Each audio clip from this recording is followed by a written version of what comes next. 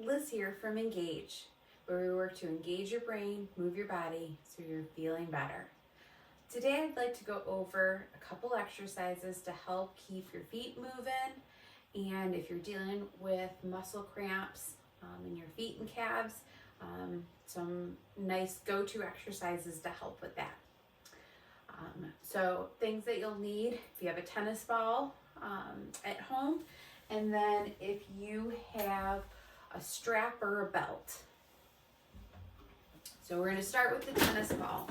You can put it down on the floor, and you're going to roll that tennis ball from the heel to each of your toes. And then once you get towards your fifth toe, you'll work on bringing it in back towards your big toe. And you can play around with the pressure for this. If you find a sore spot in your foot, you can hang out there, give a little extra pressure. This is a great exercise to help with foot cramping and then just to help with achy feet. The next one that you can do is what I call over the rainbow. So you're going to go from your heel up towards your big toe, across the ball of your foot, and then back down towards your heel. Go heel towards your fifth toe, across, and then back down. And you can do that a couple times. You can also do these exercises in standing. If you have any type of balance issue, you're doing it in standing, you may want to hold on to a chair.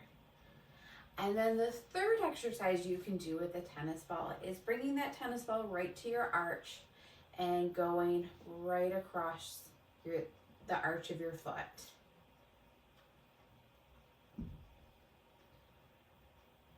And you can do these for a couple repetitions, up to a minute or two. All right, so that's the first set of exercises that you can do. The next one, if you can bring your leg up and over, you're going to use your hands and fingers and try to get your fingers in between your toes, which helps just stretch out your toes. So that may be just a good stretch for you. And then to add on, you can work on bringing your ankle in and then your ankle out. In and out. So this just helps stretch out your toes. And you can do this 5 or 10 times, whatever feels comfortable.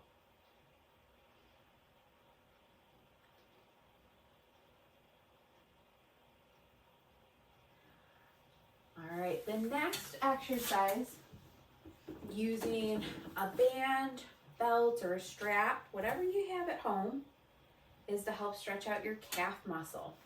So you're going to get your band right at the ball of your foot and give it a nice pull. So toes are coming up towards the ceiling and you're sitting up nice and tall. This is a great way to stretch your calf muscle. You can hold this for 30 seconds to a minute, just letting your calf relax. This should feel like a nice and gentle stretch. You can also use that band to help turn your foot in or turn your foot out, especially if you deal with any type of foot cramp where you may feel like your foot wants to turn in. You may want to stretch it coming out. And then the last exercise that we're going to go over in sitting is writing the ABCs with our foot.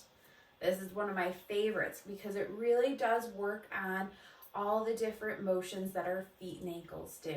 So I want you to imagine your big toe is your pen, and you're going to start at A.